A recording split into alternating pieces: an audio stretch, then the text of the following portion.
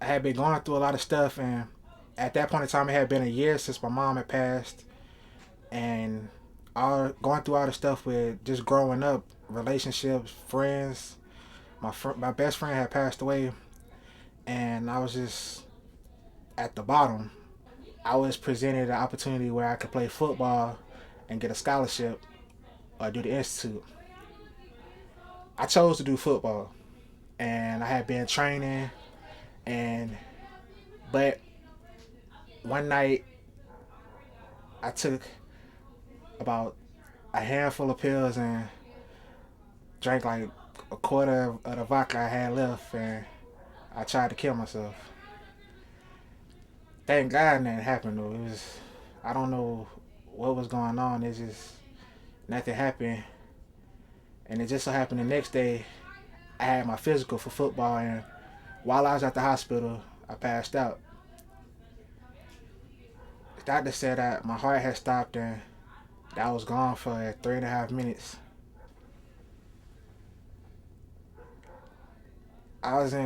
They put me in a psychiatric ward for a week, and like there was a whole lot of debate on whether they was gonna put me on antidepressants and all this, and whether I should stay there. And they had me on suicide watch and all this stuff. And but my grandma had told them that I was going to do this program and that she thought it was going to help, so they released me. And that Monday after my release date, I went to the institute.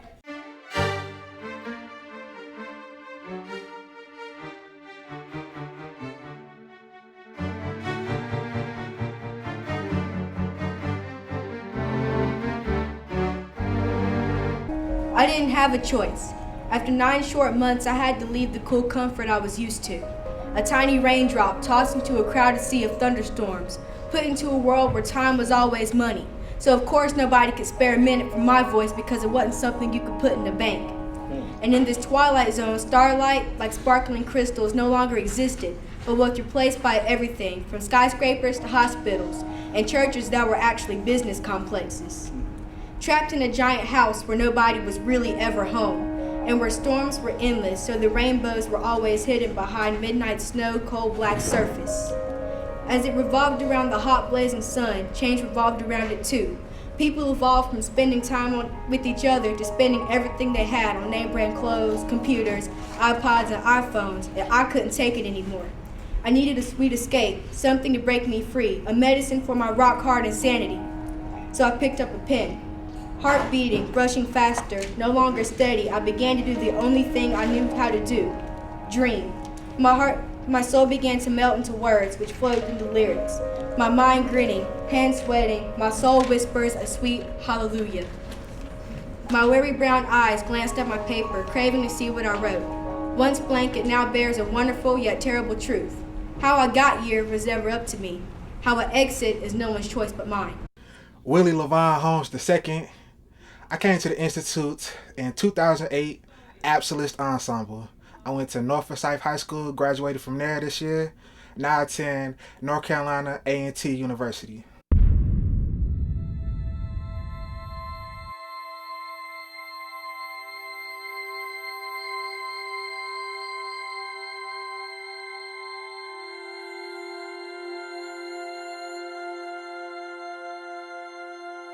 This is the tool we bring. Came in an unknown, finished out as a team. Been through a hard time, but we made it out. Continue on our journey, going through a different route. Word to levitate your mind, it'll lift you up. If the crowd hand clap, that means you failed your course. Check it, this the situation. On this one staging, young gifted team speaking to the whole nation.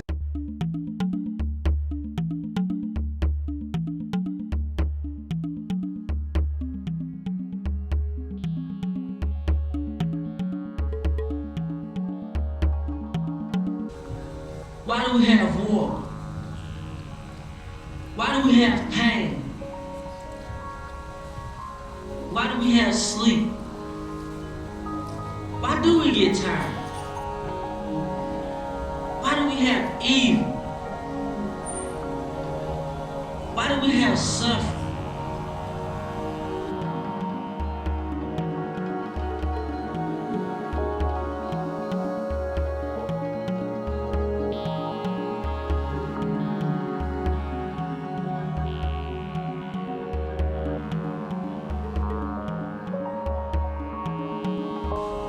did we have slavery?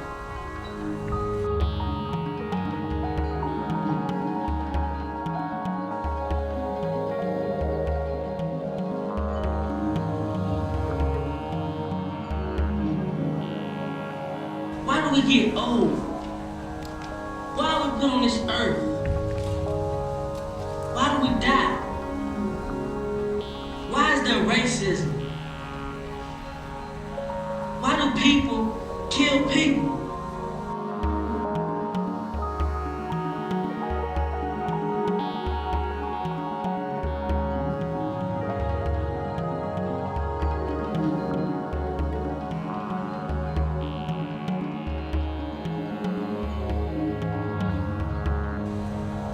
Why do people fall in love? Why? Why don't I know why? Some of these questions might not ever be answered. But I can't complain, cause that's just the way it is, man.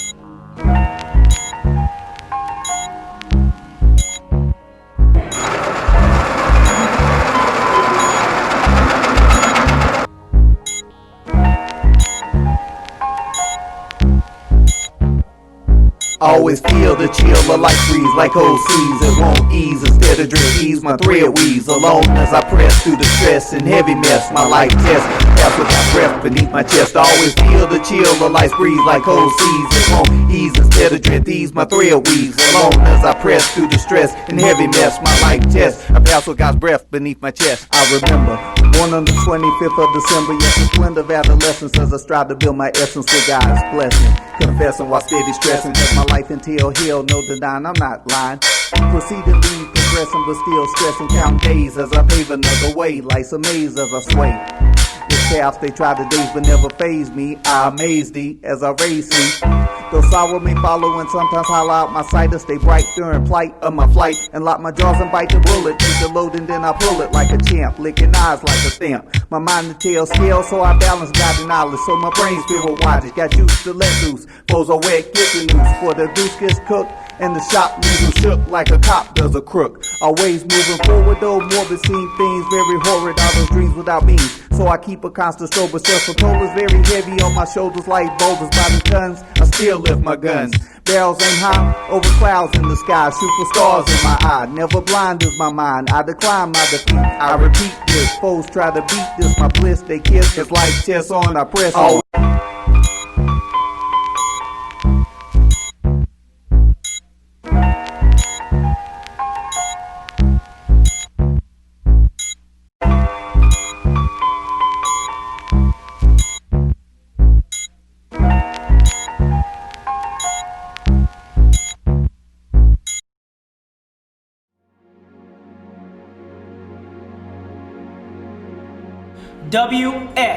WSYAI is founded to develop impact communication specialists who will author original written works in poetry, monologues, raps, editorials, essays, and lyrics from life stories and societal predicaments. We develop forums in collaboration with professional and renowned artists who with us will engage the world through spoken word, on stage and screen, and design and publication.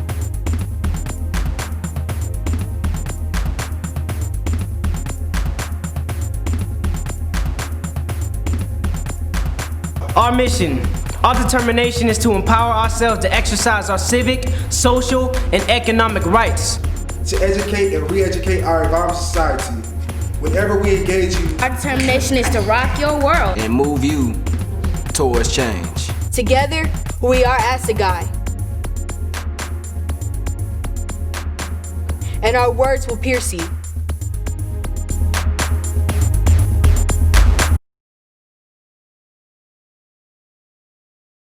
When I engage you, I want you to think, well, maybe I shouldn't smoke this cigarette because, listening to that young man.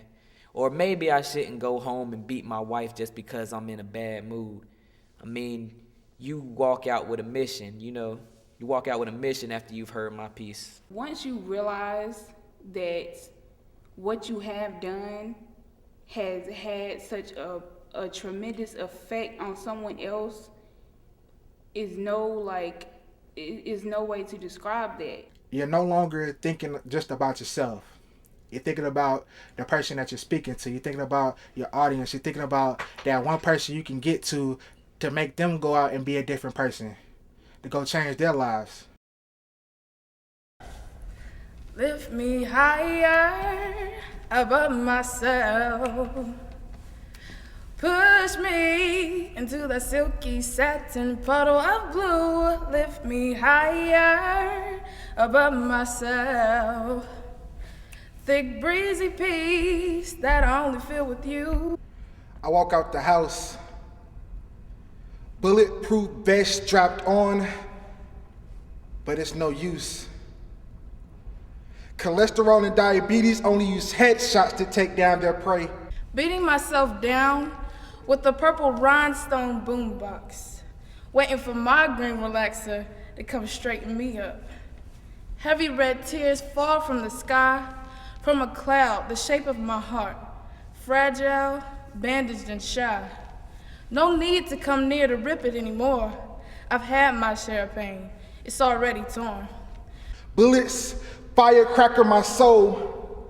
My lungs give each other farewell kisses. Cover my ears, don't tell me that it's true. I am beautiful, but only to you. Speak those dizzy words no more. Those stinging pierced words with shades of gray. Your courage unseen like never before. Maybe it's you that needs to take me away. Because you're taught to love yourself just the way you are, but you don't hear the drum. So break yourself. I broke myself, but I am healed. The blade across my chest doesn't hurt, so my surgery suggests change. But change suggests rebirth. My arteries clench hold to each other. I've never ran so fast before in my life. As you take that unforgiving bite into that toxic plate you call breakfast, a towel becomes your best friend as you wipe the sweat from your face. The journey from your front door to your car becomes a trek across the world. I tiptoe across the road to recovery, jaywalking down Destruction Avenue, seeing all of the times I had it my way. My chest self-destructs.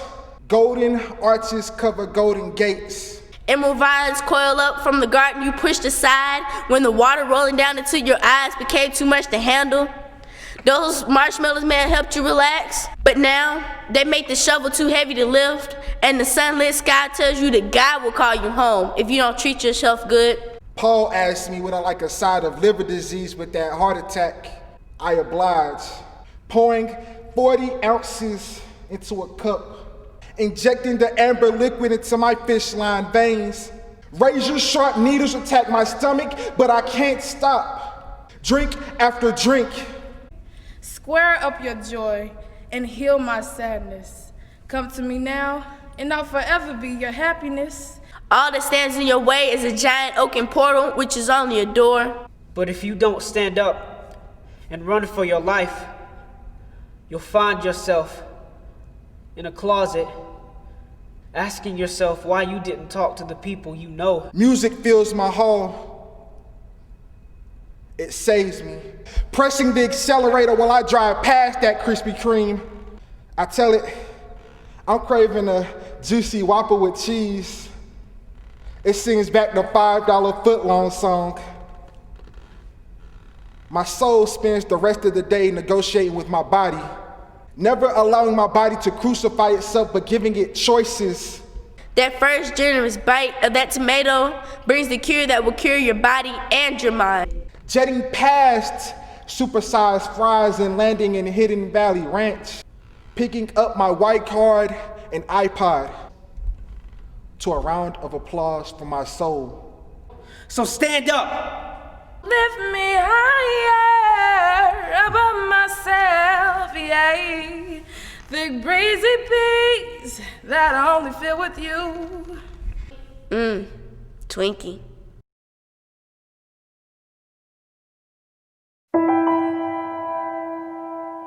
Well, in 2000, Janet Reno identified Winston-Salem as one of 5 cities in the country to target violence prevention. And in Winston-Salem, it was youth violence prevention. And so there was this model of researching the issue and then pulling together, everybody in the community to kind of wrap their arms around this issue. And it was, we really focused on repeat offender youth. It was headed up by the U.S. Attorney's Office, Loretta Biggs. Sylvia Oberly was the on-the-ground organizing person, and police, probation, clergy. I was invited as a youth minister to participate. Went to Boston, learned what they were doing there, and it just occurred to me through all these conversations and our efforts to make a difference with some of these young people that their voices were overlooked. They didn't have a voice in the process. We were a lot of adults in the room talking at them.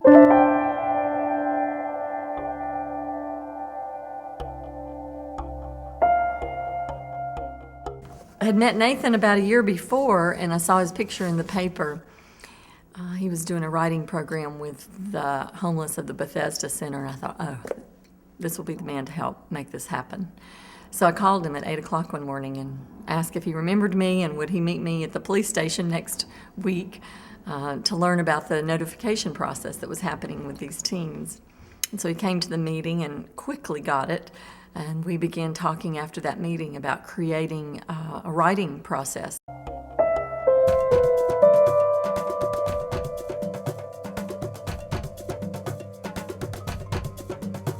These so-called quote-unquote at risk, a word that we destroy, youth were basically the point runners. That was like, they were the Marines of the Institute that would take us into a land that would basically assault a predicament in the United States right now that permeates all youth.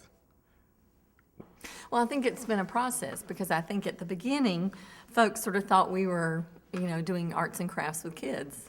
And I'm not so sure people really got it until they came to the very first summer when we did Home and Hood, where young people who'd come from Kimberly Park and Happy Hill and Cleveland Avenue homes had written these amazing pieces, and then were able to present these on stage, to their surprise even.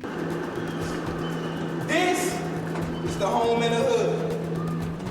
Cops and stolen goods. The sun's out. My life's dry. But I'm trapped in the rain and mud. The only way to keep clientele was selling drugs, late nights, playing craps, shootouts, hollow slugs. The future that I had in mind didn't include college. I was too used to snatching wallets. I thought hanging with bigger boys would expand my knowledge. This is the home in the hood. Murder, drive-bys, where there's a very thin line between gangsters and good guys. The place where you can tell the truth and still tell a lie. A place where there's more dirt than grass. And broken promises, they shatter like glass. And life goes so slow, but things happen so fast. It's like everybody mentally, but never physically cry. While I'm just sitting and reminiscing about all the mistreated women, and how most kids never seem to be in prison. This is the home in the hood, where you can't ask God why. Because the only reason you suffer is because you never even tried. John Siskin, who was Director of Alternative Education for Winston-Salem Forsyth County Schools, heard the youth actually do Home and Hood that next spring at the Juvenile Justice Annual Meeting. And he heard one of the youth say, the future I had in mind didn't include college. And that so haunted him that within the next couple of days, he had worked on a Bill and Melinda Gates grant to start the College Preparatory Academy. So that was a direct, that met a direct goal of ours for these young people to be educators in the community, to educate the systems. This is not a charity organization. If you take those two things out of concept, I never had a decent Christmas and I never saw my future having college. No, that the Institute wasn't based on those two frames of things. I mean, it's not like a situation where people cried over these pathetic children, who didn't have a Christmas or couldn't go to college. You had to hear the whole context of what Raymond wrote, where that was one line in that. So the impact wasn't so much their condition, not their condition. It was the degree to they were able to speak to a condition. So speak to John Siskin then from that context.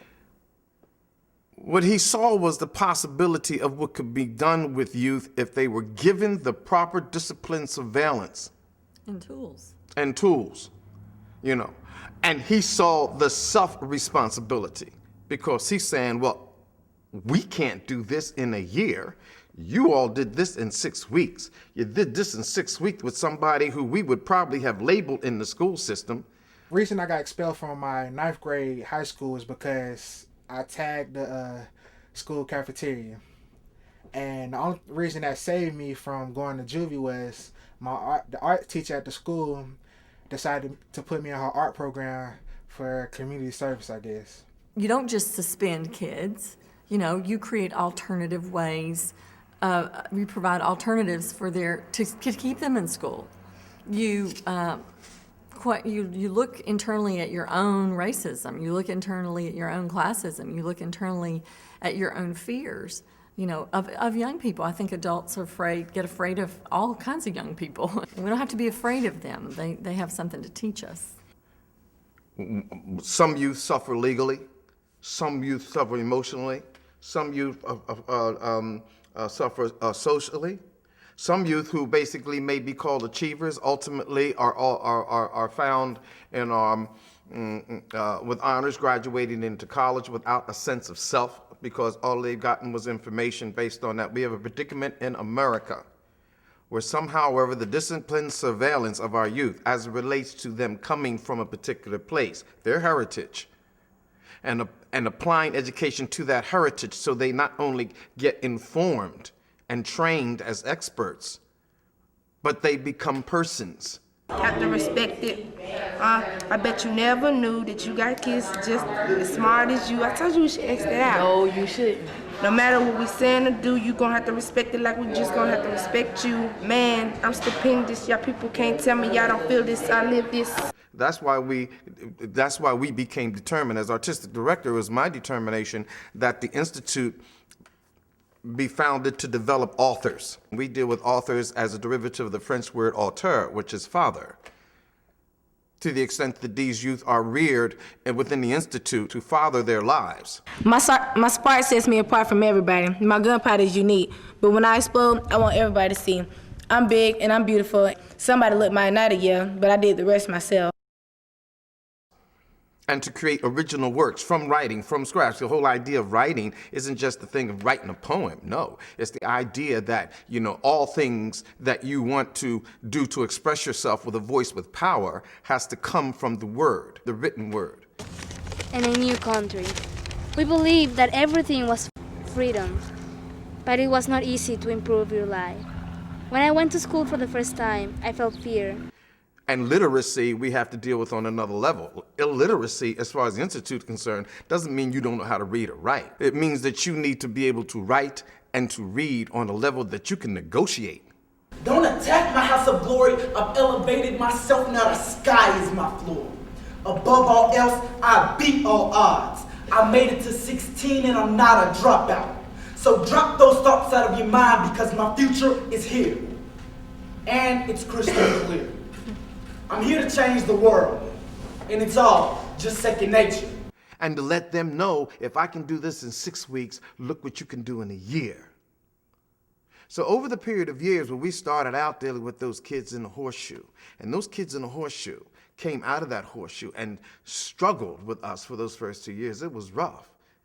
But by the time they presented themselves and their lives, oh, it changed. It changed then. I know you're dealing with this with individuals who are potential dropouts and may be remedial, but can you do this with my child who's getting A's and B's? Can you hear me chirping freely as the wind breathes? And I think it was then that people began to see, you know, the possibilities. Although I think it's taken a number of years really for people to truly understand the impact of what we do, of this model. So put the pills down and pick me up, because we are the new. And don't you forget it. Then our youth understand, and it hits them. They say, wow, not only am I going to stay in school, but I have to stay in school to keep them in school.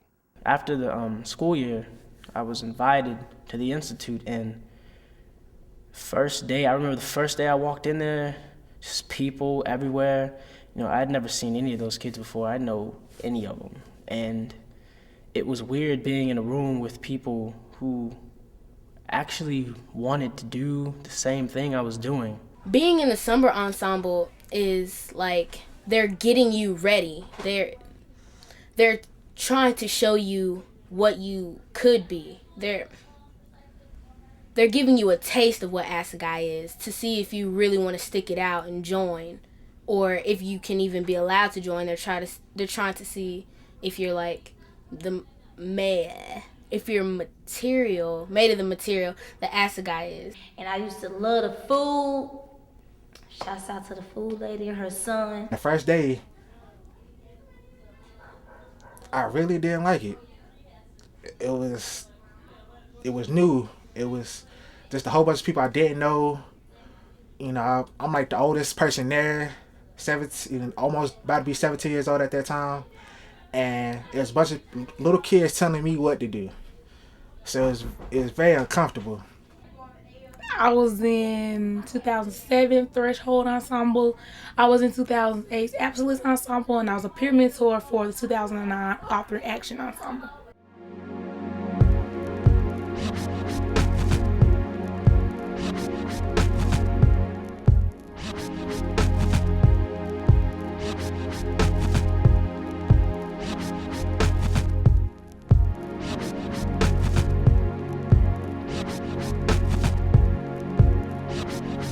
Repeat after me. Everything I write.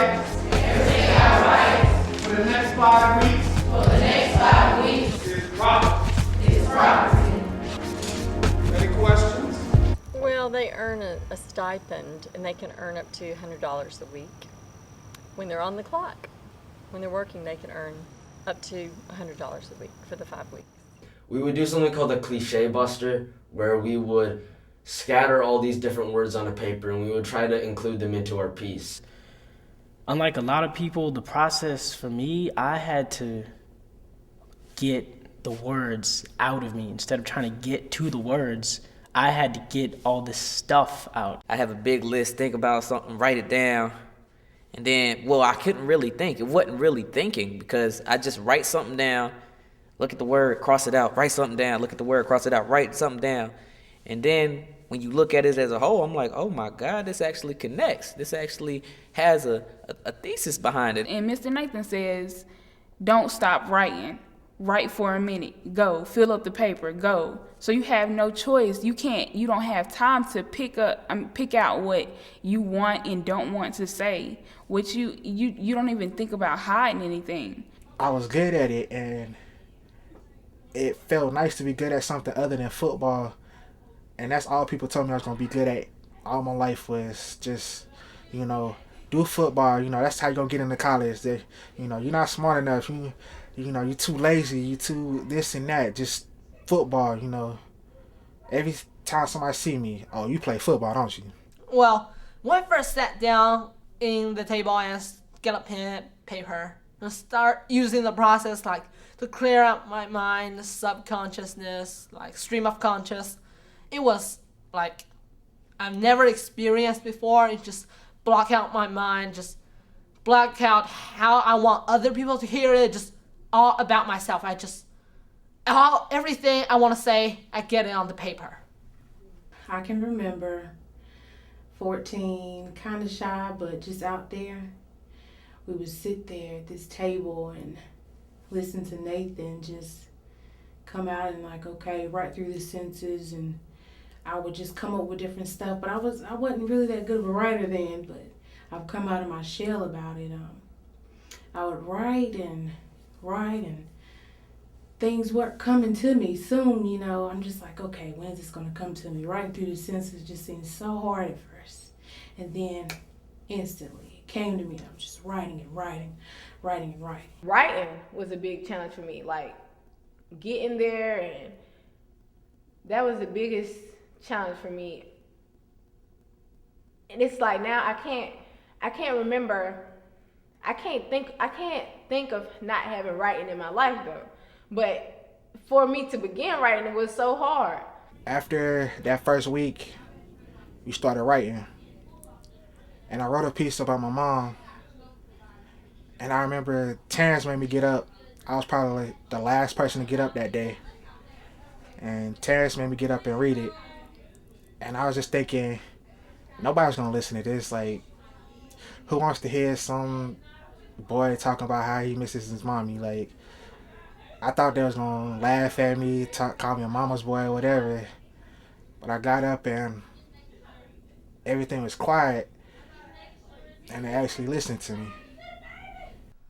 Oh, well, I would tell you to start just by sit there, clearing out your mind, stand in zero in your mind, go find your solitude in your heart, and then just take 10 words and riff them, like describe them with another noun, write them down on paper, scatter them, not in order, put them wherever you want. And it's just page full of stuff that you want to say, but you have to get it off of that scatter page and make it a piece. You know, you couldn't say the noun. You had to give this full, elaborate, decorative speech on what a heart was. Pick a topic, look at the scattered page, and start from a word, then just let the word lead you. Let your mind say what it's supposed to say. Home. The insect canned tuna black home. And it was just like so random things like sand, playground, rainbow, fireworks. Insect bin small, you know, canned tuna, we all packed in there. My family is huge in this little house in black because that's all we see, you know, like hard times getting through, you know. Home, that's home. I don't know what this is. I don't know how another way to say casket. Like if you had a problem, if you had what people would classify as ADHD, then that's the paper, you know, that's the writing process that you need. That's the process. And that night, I wrote something. And it was just like, I was calm. I was mellow. It was like, I was me. Do I really have a place in their world? Do they really care whether or not I'm here or sharing the same air they breathe? You understand? Yes. You feed off the first one. Exactly. And so it builds. That means instead of you deciding, it'll decide you. Just like when we write, instead of you finishing the poem finishes you. Your position, I don't want you to think about any particular thing. I want you to let your mind wander. So that's part of your character development. No music, no company, alone, in front of a wall that has no pictures. Stand in zero position. It's an exercise in presence. You're going to devise characters. You're going to play havoc with people's minds. You're going to capture the truth in the form of a story. And you're going to portray that on film or stage. You're going to make sure that someone gets a message. Sparkling lakes of faucets dripping slowly, filled with life, but filled with pollution, wasted and not thought of. Life and God's gift, but not used as if it was. Blue-green, filled with color. Anger. Death all pushed into one cup. Fear-quenching, flowing drops of cannon bombs that cleanse your body. I'm so loose, so gone, so flow. It makes me jump like go-go music. I begin to say, I can swim through this. See from the inside out. It's a balance. You can't have math and science without having art. Math and science is a form of art because if you look at it, math problems can be used to diagram forms of art. Winston-Salem Youth Arts Institute uses a signature process. It's devised to take both the remedial and the achiever in the same room and with the same delivery via lecture, writing exercises, and final product composition. Each one of those individuals with the same input on the same level will absolutely advance. There's no such thing as at risk. That's a label, and it's a self-diagnosing label as far as I'm concerned, as much as other words that I think needs to be diffused, like minority and all that. All of those things are labels. Basically, we're all human beings who both have the blessings of possibility and the curse of predicament. We lay ourselves open. We find our weakness and we strum it like a guitar. When we write the blues, we find that part of ourselves that is vulnerable. We lay ourselves open instead of folding our arms, trying to protect ourselves. We stand in zero position of presence. So therefore, there is no such thing as at risk or anything. We're all qualified to need each other. And we're all qualified as a result of that need to be empowered to let everybody else know that they're not alone. And in their abandon, there is a village of care. I want you to get in touch and start exercising your imagination so you can go right there and come out. Because that's how music is made. That's how poetry is made. That's how portraits are taken. As I leave my thoughts behind. We're not putting out a book of poetry. We're trying to change the world. That's exactly what we're doing. Yeah, I said it. We are trying to change the world. That's what we're doing. I have no interest in being here and spending a week with you unless we can try to change the world. Go. My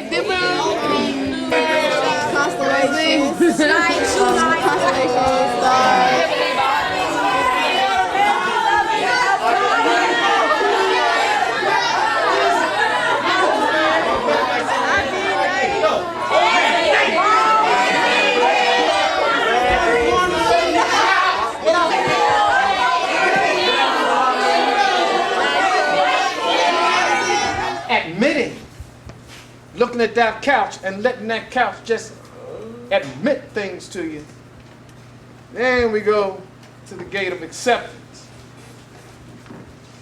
It's in that room of acceptance with that couch and all the other words that we find the writer. That's where I write.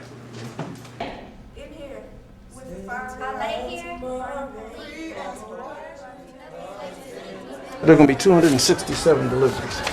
You have to this is one poem, this is somebody's poem, this is somebody's poem, this is somebody's poem, this is somebody's poem. Notice how that says 127, 132, 136, 140, 147? So basically what you got to do is you got to map it out. So let's say we start here at 117.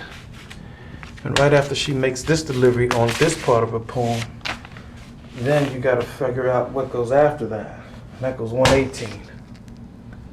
So 118 is on page 42, whereas 117 is on page 4.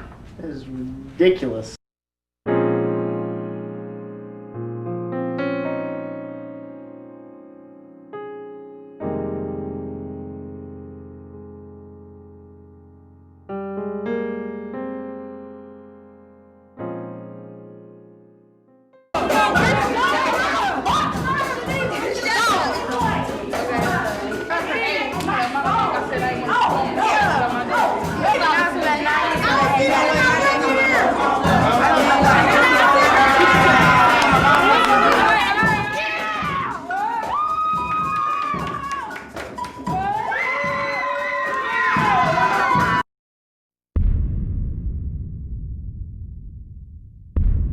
I'm having you stand up for a reason, because I'm already noticing some of the restlessness. I gave you an exercise. I wasn't commanding about it, but I kind of hinted at it. It'd be nice if we could add it to our morning thing or maybe our afternoon thing. I want you to go home, and I want you to stand, and I want you to face a blank wall. I want your hands at your side. I want you very relaxed, not standing at attention. The important thing is that your hand is at your side, because those of you who wiggle and wallow, you know what that's called? Weakness. You're weak.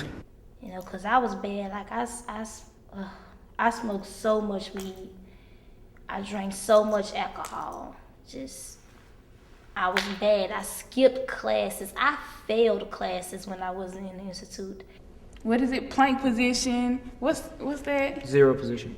No, you talking zero. about crazy horse? Oh my gosh, they was not standing in crazy horse trying to memorize that piece. I don't know how much pain I was in.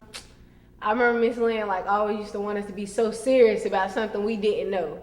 You know, what was a downward dog? We just knew we was in funny positions, but after a while, especially because we were into the dance part too with Miss Mabel, we kind of took it seriously. But I just remember a whole bunch of people, sticky feet everywhere, people taking their shoes off. Sun salutations with Miss Audra.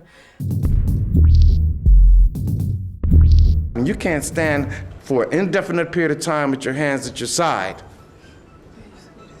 it means that you cannot carry your own weight. Imagine that.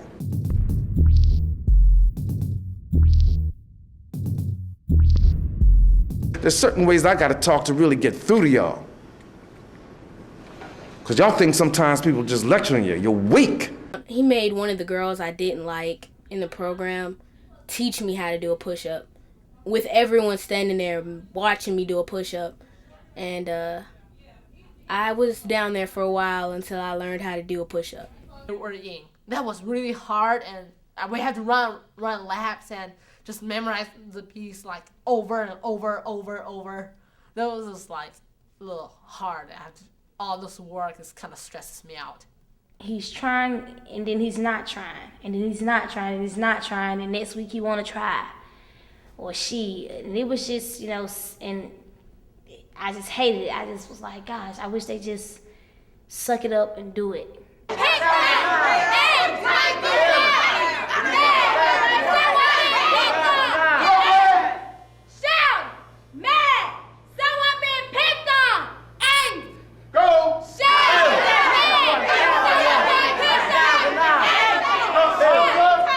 They don't care what you think.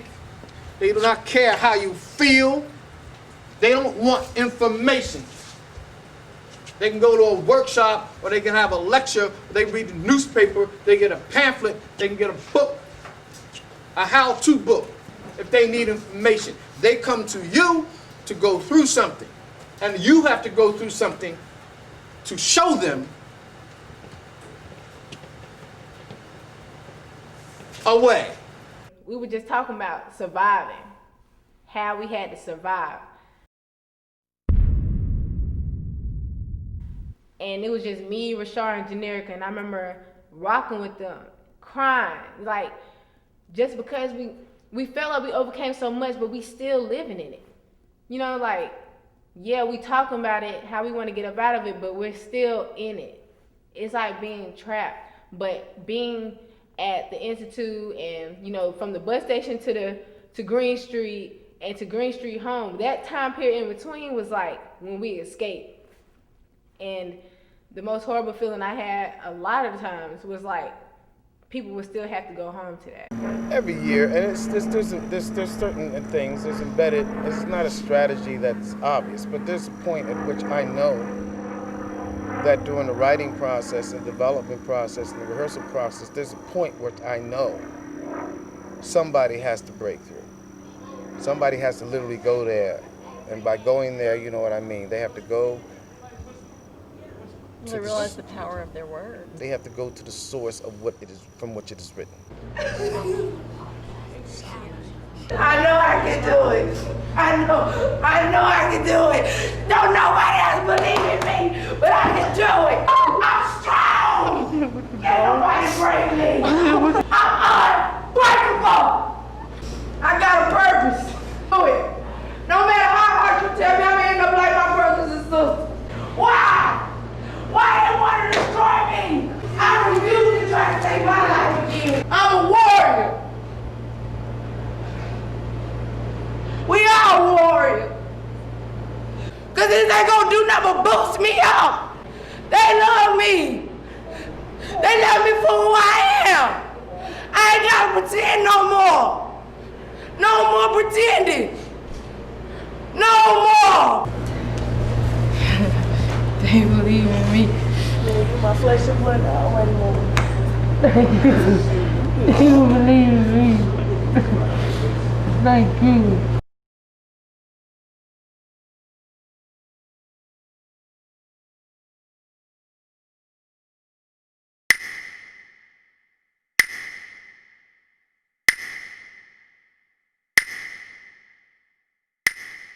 What I loved most was shooting in the neighborhoods.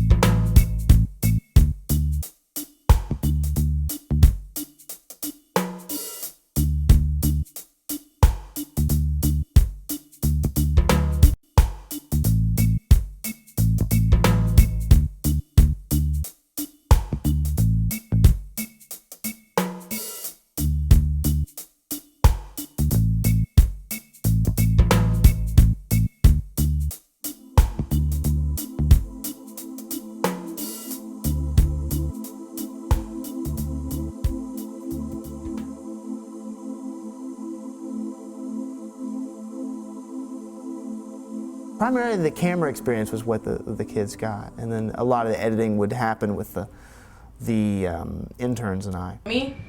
How would she react then? Oh, she'll love me then.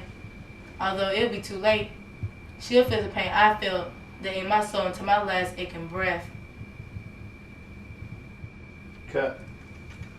Ooh, that was deep. Okay. Josh, I have half an idea. Half an idea. It's just half an idea. Half an idea. Is start in the middle. Because I think what it is what I'm feeling for a while, and then suddenly you zip into the Is situation. it two And that parts? leads into all the talk about like suicide and stuff like that. Is I'm thinking maybe do one that starts from there. Okay.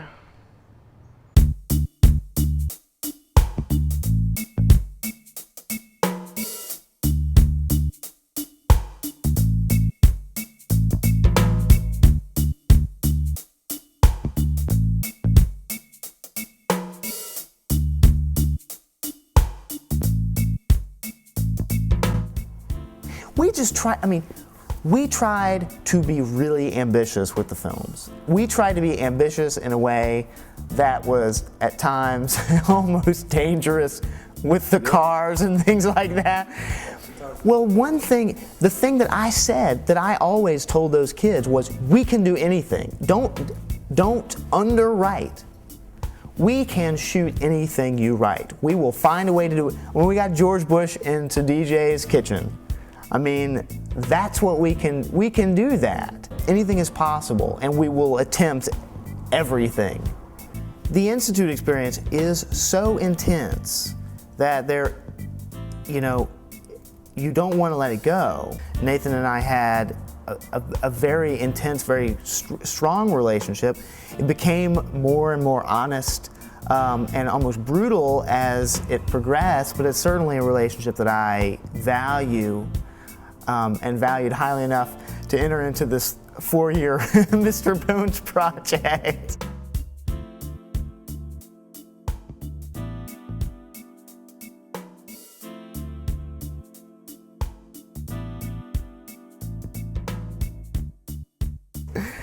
Which was at times, very, very, very, very difficult. Probably the most significant creative partnership of my career.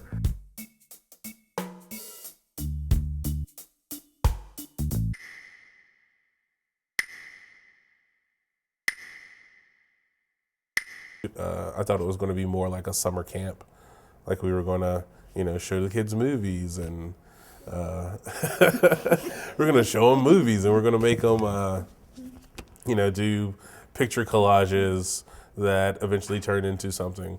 But whenever we got in there and the writing process was something I had no idea about. No one really told me about the writing process. So in learning the writing process, I was really amazed at some of the writing that the kids were able to do. Me as a 25-year-old adult wouldn't have been able to say those sort of things about myself, much less be able to say that at an age where I was learning those things about myself at that time. If I was not to tell anyone, these were the last breathtaking, heart-piercing words I swore my life upon, only to realize the real heartache my life was to be under for the next 7 years of my life. I quickly jumped up and walked upon its green, fluffy pathway. Before my mouth could grasp, I heard a voice.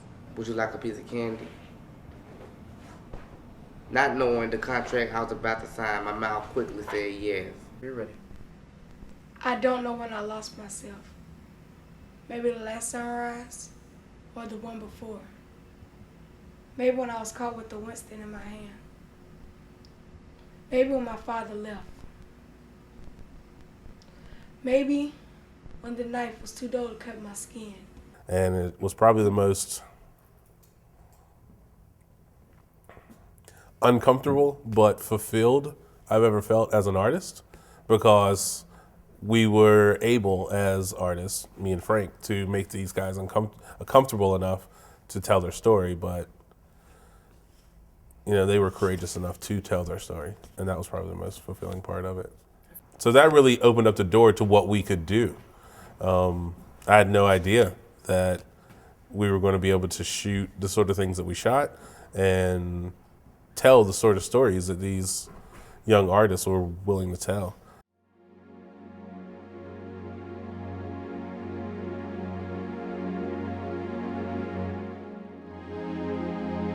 And what brought you as far as doing your heart, black, stiff, gray, longing for the pink essence that science itself? You are the flat surface beneath your feet. You're the green face of soul that I see day by day. Don't find what I can't see in your mind. Just follow the heaven that was brought to you.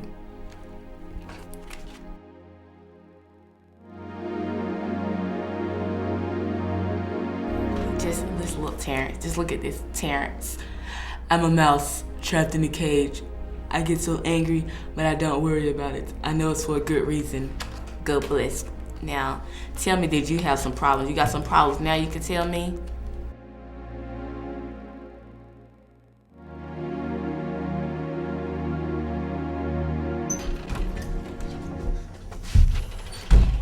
I lay on the ground and the sirens faded.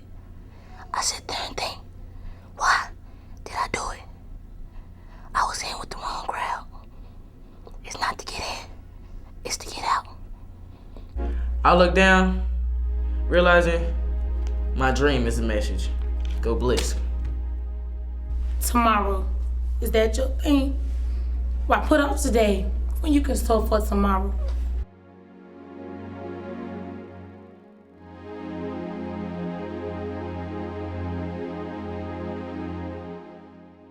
In awakening dreams, you will stand still, watching me sit beneath your soul.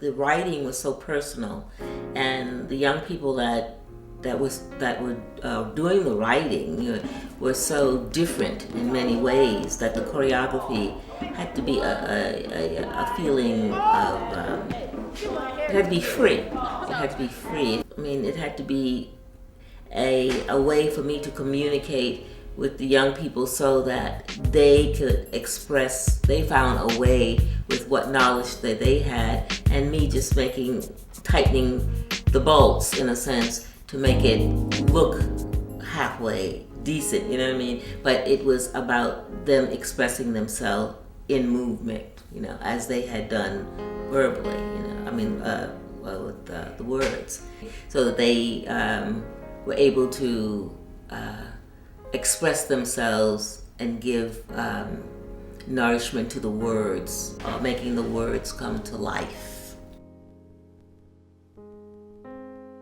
A freedom, an improvisational freedom that allowed the young people to be themselves. Y'all a team, so like, you know, y'all gotta root for your people. The challenge left when I didn't put boundaries on it. I mean, but yeah, there were boundaries put on it. When I didn't put restrictions on them. To me, it wasn't a challenge. It was a learning process. It was another way of me exploring the process of creating. You know what I mean? It's like a lot of things that they write about is so painful for them, but they are able to get beyond it. You know, they can write, get it out, explore it, relive it sometimes, and still say, oh, well, I'm still here, you know. I'm still here. I got through that, you know, and I'm stronger for it, you know. A different way of approaching movement, you know.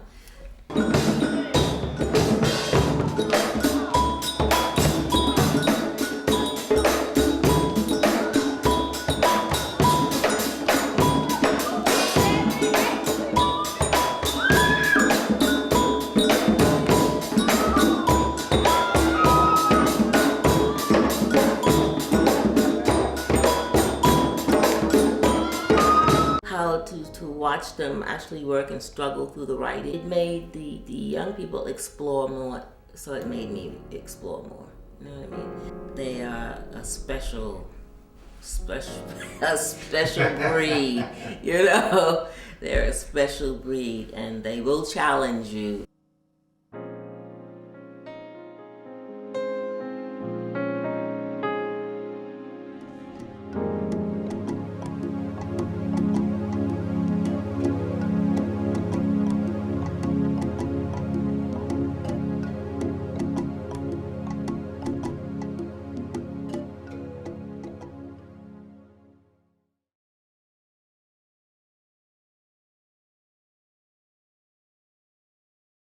Welcome to my world. The black hungry hip hop dance king is talking to you. Respect and listen to me. I put on my cotton white hat to cover up the scars on top of my head. Scars from me ripping my scalp off as no one else seems to like me. But I don't care. I pick up my gold pencil in sanity. I write with blood fresh from all the warriors I defeated. Going through level 1 of my game of life. I put on my creative, expensive, colorful shoes in disguise while I'm out in public. My small brown feet slip on a thin, white piece of paper. I'm about to go crazy. Me and my pink brain sit and watch the educational ad on TV. It's so addictive. So I watch it till school starts over. Then I skip to college. Going and going, my alarm clock goes off. Time to change and make an impact on somebody else's life. So I feed the needy. Fulfill.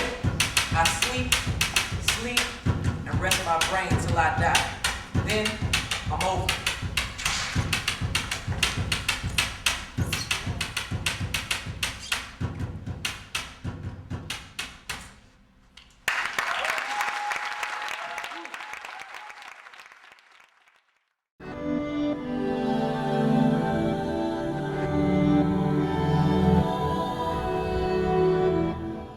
So when I first came, first of all, there was a meeting of the staff in which we talked about philosophy. And I asked this question about just, you know, how it was some technical, how we're going to put the philosophy into the work. And Nathan plunged into this like never-ending, half-yelling, passionate explanation of the philosophy of authoring, that the kids should, you know, bring themselves out as artists. And I was like, whoa, intense person.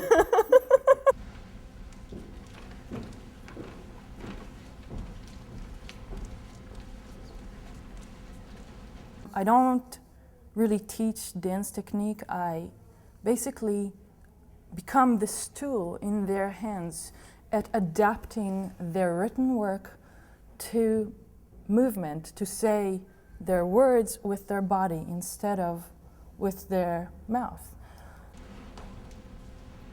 Since I am from Israel and I come from such a different culture, and as a foreigner, I even have a hard time understanding what they're saying sometimes. I just like would, you know, please say that slowly again.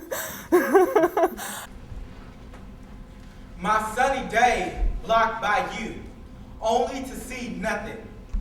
I stand in belief that I can, but my mindset is in another realm of microscopic thoughts.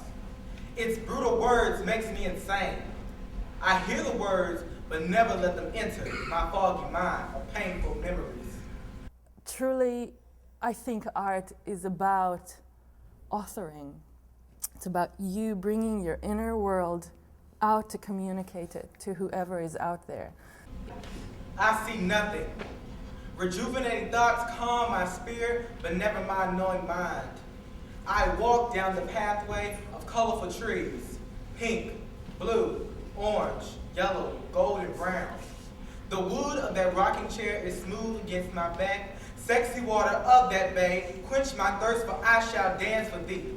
Frustrating is the doubtful spirit inside me that tells me no.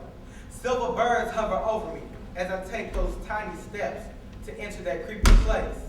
Sun rises, and I still see them staring in my mirror. Basically, I go to the studio with the kids and we start analyzing the words physically and emotionally, make movement for specific words or for specific emotions, and put them together to basically say whatever they wanted. Beauty hidden under faith, but where are my roots? One of my favorite moments in the big room, and we got to Jarek, who is this incredibly wonderfully talented boy who, I mean, but he wasn't giving his real self there, and so it was really through Nathan's work method. He made him run through his piece, I swear, probably 50 times, maybe even more. He was so tired, sweaty, out of breath, almost in tears. By the end of that thing, he was like, the second it ended, he was like, again. And we just sat through it, everybody, and watched them go through this process. By the end of it, he was so exhausted that all of his ability to resist and hold back, he just he couldn't resist anymore. And so it came out this incredible thing, and it was so magical. I only know of this fine beauty if I see it. Calves are hard. Not hard, but strong. Look, athletic red, burns through when you look into her eyes. She's a beauty, but where is she? Powerful her soul is, thin is her patience. Still, she tends to never be blamed, always onto something, realizing that anger isn't the way. She trusts in herself, and everything flows. And in these 6 weeks of semi-hell, they transform into these powerful, focused, awesome communicators of their inner world, and it's infinitely amazing to me. Black, fiery glimmers from my brown eyes. Let the TV flicker, but it is the only light to see me through darkness. I awake, sweaty. Bad dreams control me for the things I have done. Blue skies are no more. No clothes, nor shoes. Only this flesh I am trapped in, feeling every last piece of me. The perfect pastor might have the most problems. Yet he is a God-fearing man, and he throws me away in the trash can to hell. Back to the field I go. Dance, dance, dance. My Bible burns of that wanting fire. My mall of perfection, I try to shop at every time. Let it be known. Dance, dance, dance.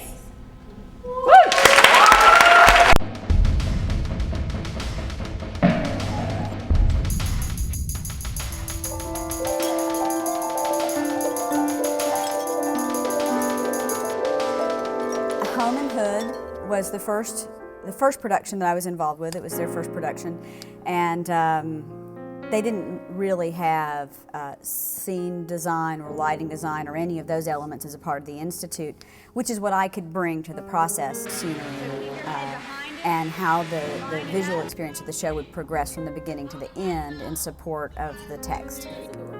I was very protective of my classroom environment and was known for throwing people out, not students. Documentary people. Lay that on there just like you're painting your fingernails. While they had writing and they had visual arts and had all these other things, what they didn't have was a structure to actually get the show on the stage. And so I offered to help with that. So I want the students to do it. Nick is going That's to what be I'm with, talking Nick about. is going to be with the combined production crew, which is Film and You. He'll do it. Any of those kids. We'll just tell him. I mean, I could get. I know hundreds of ways that I can do this. That's not my concern. My concern is that this is supposed to be an educational experience. And if it's not an educational experience, it's really easy. I could do it all in about 75 minutes, the whole show. But that is not what we're talking about. That's not why we're here. Right. Walking on Water might stand out for me the most because I taught. It was the first time I had taught design to that age level with such a diverse group, and there were a couple of youth that were very, very shy and inward-looking observers who did not want to participate, and were very skilled at non-participation. And I decided that my biggest challenge would be to get them to participate on any level. I think that was one of the standout moments for me that summer, and that group of kids later went on to work on Mr. Bones. So I think one of the things that really sets us apart is that time spent among the working artists in preparing ourselves and restructuring our classes on a daily basis to put those youth together to collaborate, and then we kind of try to back up and let them and just guide the process so that it stays on schedule, but we let them take their track with it. And I think that's one of the things that's really, they are the artists, they are their own directors. I think that's the thing that sets us apart. For SECA, which is a big, well-known modern art museum think tank here in Winston-Salem. You'll be there for a week at the end of July.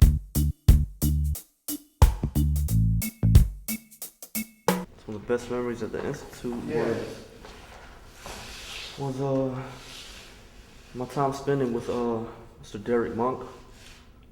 I still keep in contact with him, and we're just been kicking it, man. Just be listening to old school music, like old George Clinton and Jimi Hendrix, just like really relaxing music, and just been kicking it with him ever since, man.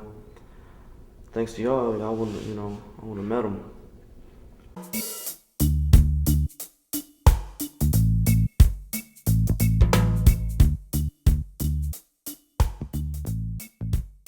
It's not many of us that are out here doing this, and a lot of people just fall out of doing it.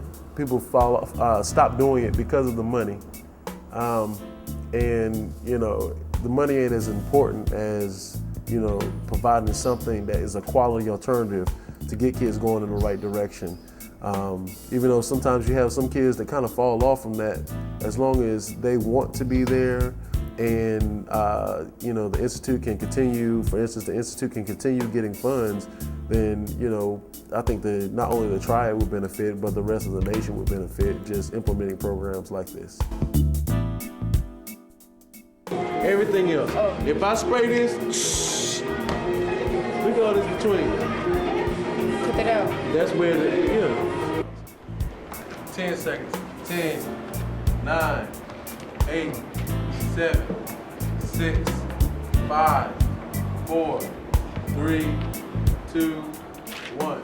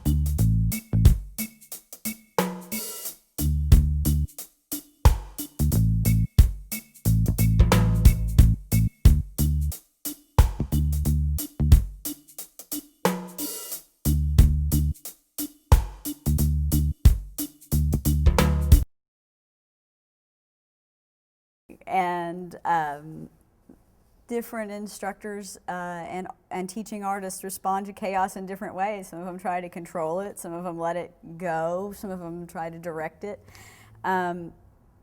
We had chaos. This is a documentary, we're gonna keep it real. I remember going with Raymond, and with him being at the workshops, and he was just like this free voice. He had a style to him nobody had. Me being his girlfriend, I had to talk to him, just hearing what he still had to go through his household. Just hearing, even though he had such a big voice, how he was so secluded at home, still having to sell drugs, still having to do all these other things, and it's like he still went to that lifestyle. And the only time that he was free was when he was with us. I used to just get in so much trouble with just one girl, and everything would just blow up. Everything would blow up. Everybody would be in my face. Those were the worst times. Those were the worst times because people expected so much out of me. And when people expect a lot out of you, and you let them down, it knocks a lot of things down that were built up. Having to see some of my fellow writers get put in prison, some of them just kind of fall off the face of the earth. People fighting, screaming, cussing, yelling. Everybody's out to get everybody. Yeah, I had a temper, a very bad temper. You're at the capacity of somebody that could kill somebody. That's how bad my anger was. He used to always tell me it was dangerous. Mr. Nathan, I remember we were going over, our pieces, and he was just trying to get us to do all this, and I'm still being just a mellow, kid I am. I'm I don't know how any other way. Change your voice. Do it another way. Do it another way. And I was just I'm not doing it anymore. You know what I'm saying? And I challenged him in that moment. So, he took me out the room and he I'm gonna show you who boss. If you wanna be bad, I'm about to pull this out. I remember him taking me into the sanctuary, pulling me away from everybody. I just felt like I was in trouble, but he was using it as a mechanism to use my voice in different ways. And I remember being in tears, snotty nose, crying, huffing and puffing, and all that anger, he was just pulling out of me to use on stage, to use while I engaged. And to this day, I thank him for that. Because not only did he show me that the person that angers you controls you, but he also showed me that there's positive ways to use your anger. It was hard times. People hear God in front of it. So therefore, everybody in there who goes to church is going to have a problem with that word. Because even though you don't put God in front of it, they're going to put God in front of it. And they're going to say you're blaspheming. Yeah, that's true. How about Hobby Damn? So that's just the bottom line. Now, do you want that audience to hear you or not? So if Chaz says damn in his rap, when he goes to sing his song, My Savior, people ain't gonna listen to that song. You know what I'm saying? Talking and talking and talking, and like, you know, sometimes like you just like don't care who's around you or what's happening. Now, I'm glad you feel that way, because that's how you make me feel sometimes when I'm saying things, you just ignore me, man. You don't listen, or as soon as I'm finished, it's just like you turn and start talking to somebody again, man. I got tired of the disrespect. I'm showing you this, and that's why I asked for respect. And when you came here in the classroom, Quay, you said, class, I'm sorry. You didn't look at me. But I'm the leader of the class. But then I asked you, on the other hand, how about me? You sorry to me? For disrespecting me? Disrespecting me while I'm teaching everybody else? Yeah, that's why you had to go, because you ain't respect nothing. This is a 5-week process. We don't stop for nothing.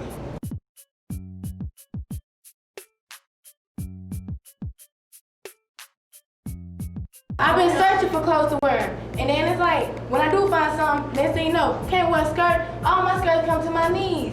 What is so difficult about that? What if I wear shorts under? Is that appropriate? I'm not giving y'all an insult.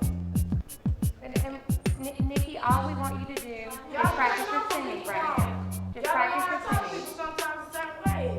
Y'all come up on the that's not how you come out. All you gotta do is answer the question. Everything be straight. But y'all like to come up on people like we always think this or we don't know what we're talking about. Take a step, so nobody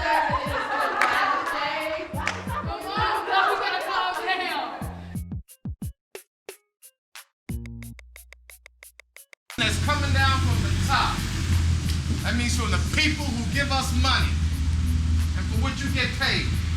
Somebody did damage to Sika yesterday. Irreparable damage, they damaged the sign. They did it on purpose. Somebody squirted water on the wall.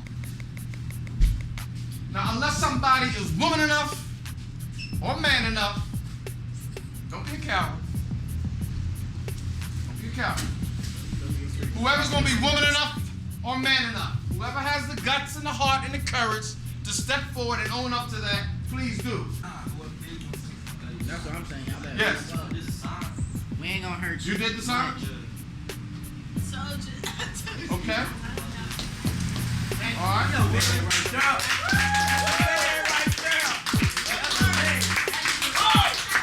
Alright.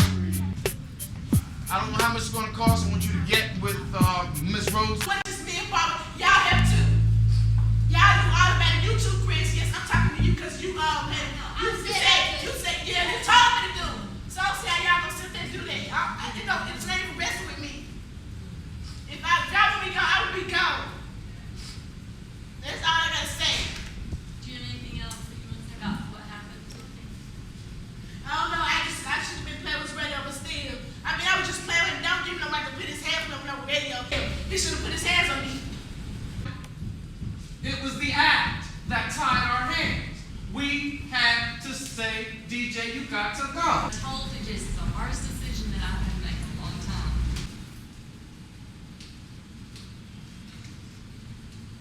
I had him this morning. I had him. Best I've ever seen him.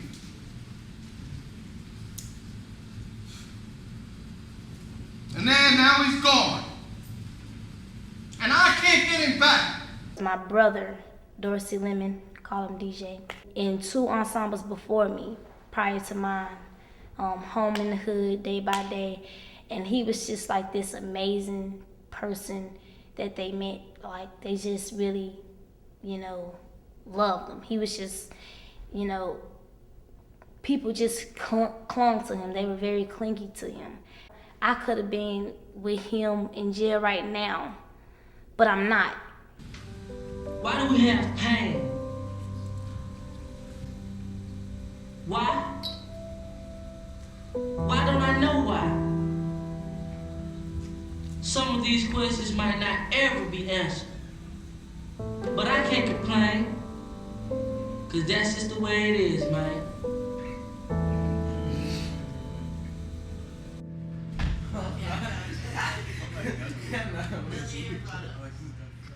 Most of the horrible memories at the Institute with the Institute was like, they were horrible, but you emerged from that.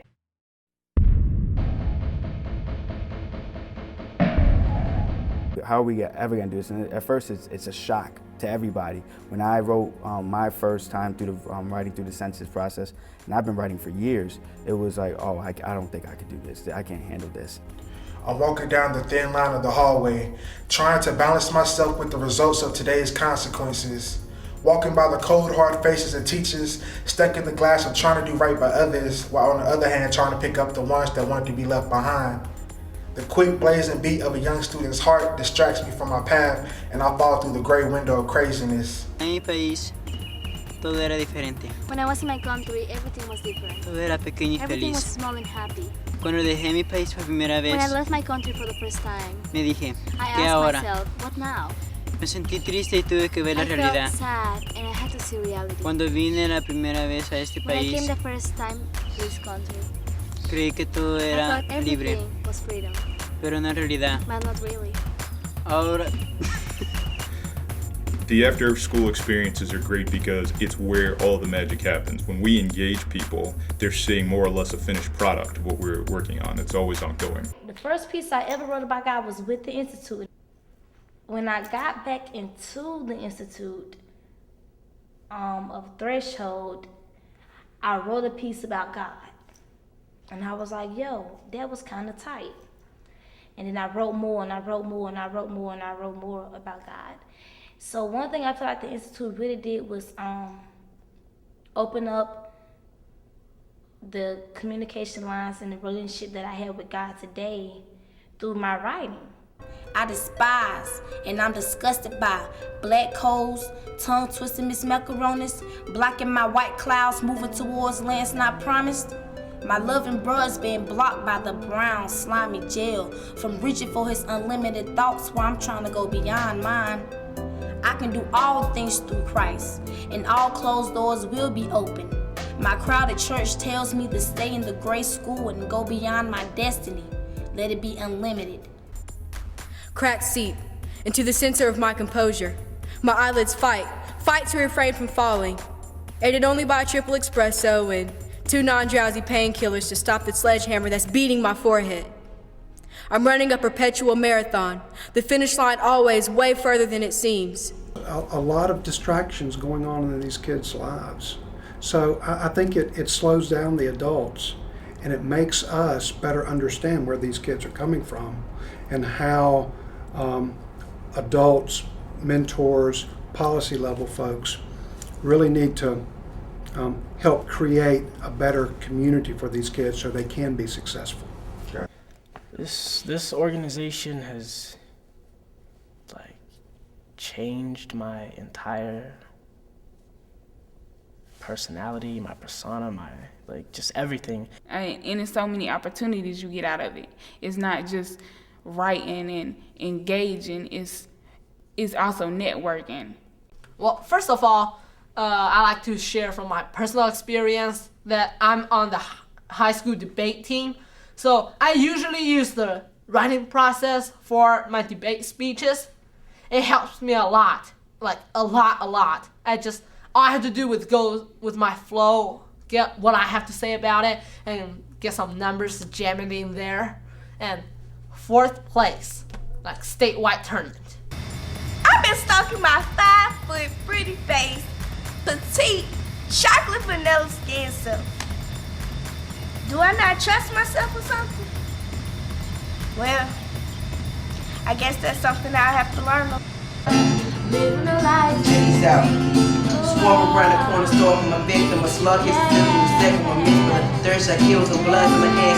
My fingerprints had the dish of paranoia, so I asked God to recharge my intentions. An innocent man is missing. After writing with intuition, run away, I'll be found guilty. Life in prison with nothing left. Didn't care to hear nothing, so I was still thinking about life and how it took his last breath. In the soul full of heat, it's I that are rhyming up your own heartbeat. Receive it, cause what I'm kicking to you, so you really need it. Or kill each other, even our own kind. feeding the black hole of our spirits and our minds. Where are we gonna go after the 5 weeks are up?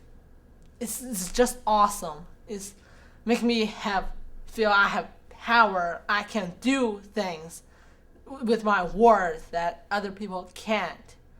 And that's one of the best moments I ever had in my life. You know, I got to the point where I was just tired of arguing. Now in my life, I'm just tired of arguing. And I would rather combat with you through knowledge. I'd rather combat with you through the power of words. But I feel like all three of them, Nathan Ross, Freeman, Lynn Rose, Terrell Dozier, shouts out to them, you know, for me being a Sigma College student, which is a big deal. Itself as the city of the arts, that they would really see that this really needs to be something that is adopted by the city as a whole, and that there's an ongoing effort to continually provide whatever resources that are available to give that opportunity to youth. Stop drinking, stop smoking cigarettes, you know, ganja, stopped all that. Pretty cool now, man. I'm mellow, focusing on my art. In my mind, it's been allowed a sufficient span of much required time to repair and console from long-term damage while continuing to regenerate and become much more clear. I still find myself having obnoxious doubts, and sometimes I fear. The Institute is a badge of honor. Once you go through the summer program, once you go through the school program, it's like you carry that wherever you go. But also, as relates to, and I'm still on this financing end, if we were to look at what it costs to incarcerate a kid for a year, and look at the number of kids that this institute has touched and influenced, there's no challenge of its value.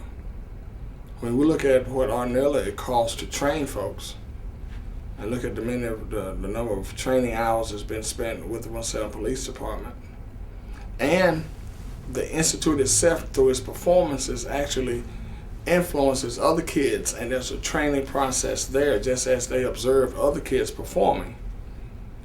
If you look at the value of that, I don't know what kind of dollar values you can put on that.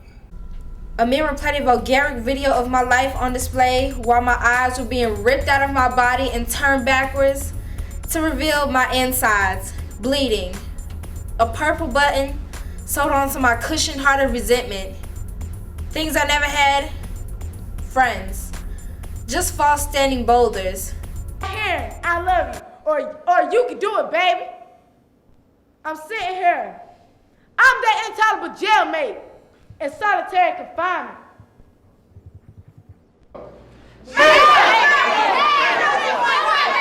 I like the teaching of responsibility, that sure, we're going to work hard with you, but at some point you need to give back. You know, you become the missionary for creativity, missionary for staying in school to your peer group. So hopefully you're planting seeds within the small group of young people, but then they branch out to their peer group and have a much broader impact. And as your mayor, I certainly will continue to support you and look forward to seeing the programs that you present. This shell, like my soul, my mind, my originality, my individualism, and really find myself and dig myself up, like see what kind of person I am. It's helped me with my life, because if I know who I am myself, I can communicate with others really easily, because I won't care about what others thinks of me, because if I say something really stupid, then I don't care, because this is who I am, this is who I'm supposed to be. Question from Jeffrey Davon Edwards, Home and Hood. A quote from Jeffrey Davon Edwards, Home and Hood Ensemble. He says, "You know you'll change. You know you change."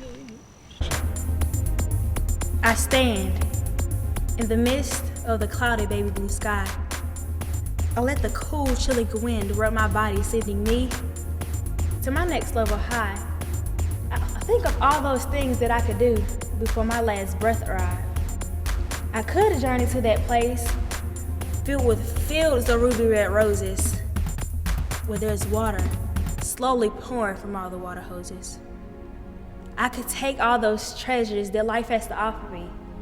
You know, that world filled with laughter, friends, and all of my family. I would cherish everything that life has to offer me. But I never have to worry about that stinky glue smell placed within me that always held me square hostage and never let my thoughts just run free. And I never have to worry about those who doubt me. You see, these are all of my treasures that I will fulfill for my death. Those treasures that will bring me wealth. So for now, I'll tell all my haters to hate on, because I will accomplish this before your last breath. Maybe save the world. Yeah, that's right. That's what's at stake, isn't it?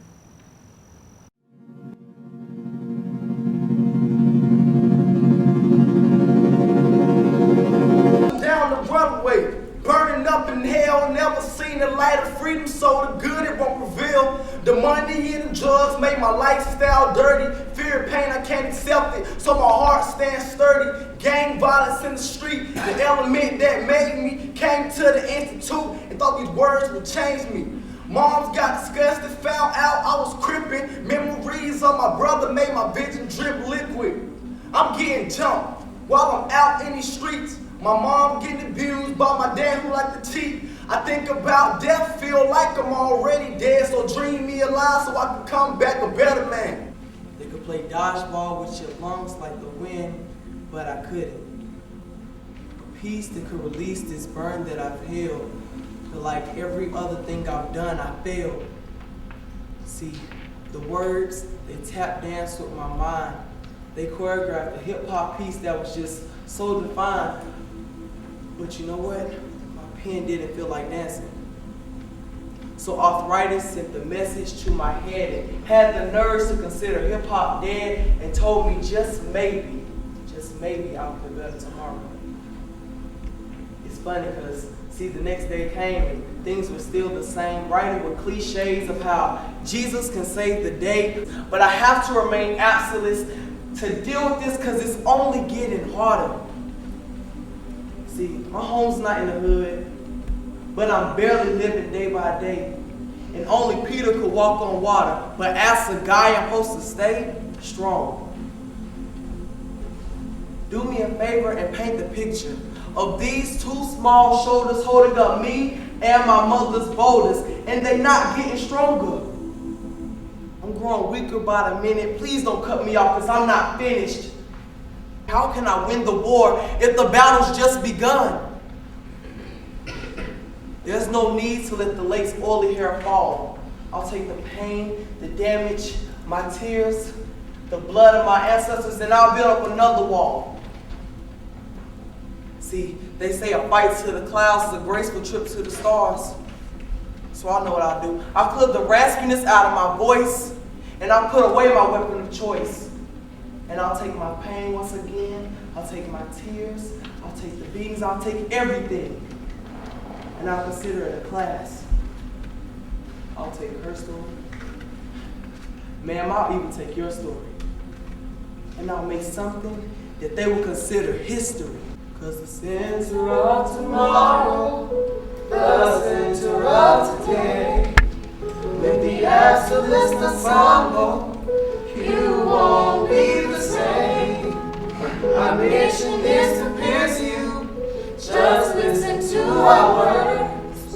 With the absolute ensemble, we will rock your world. The center. Time out. Quiet. Pause. Switch it up. Like this.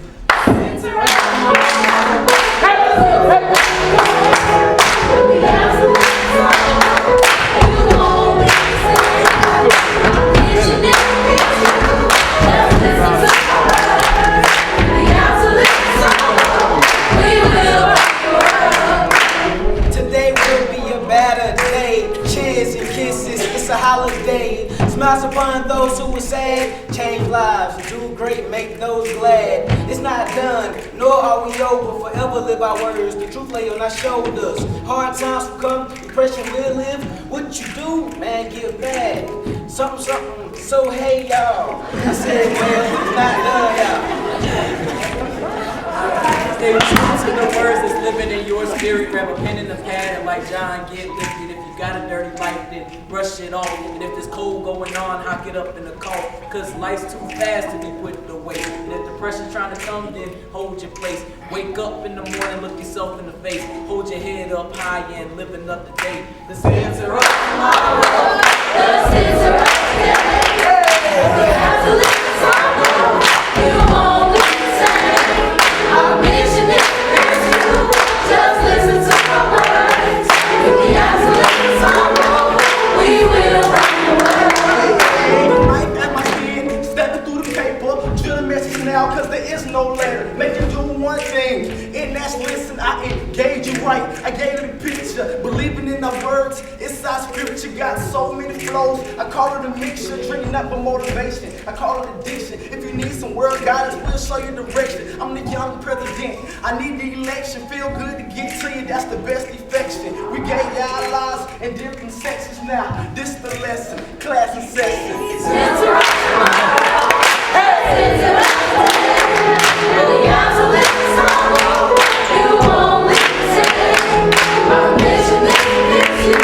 Just listen to my words. We have to listen to we will rock the world.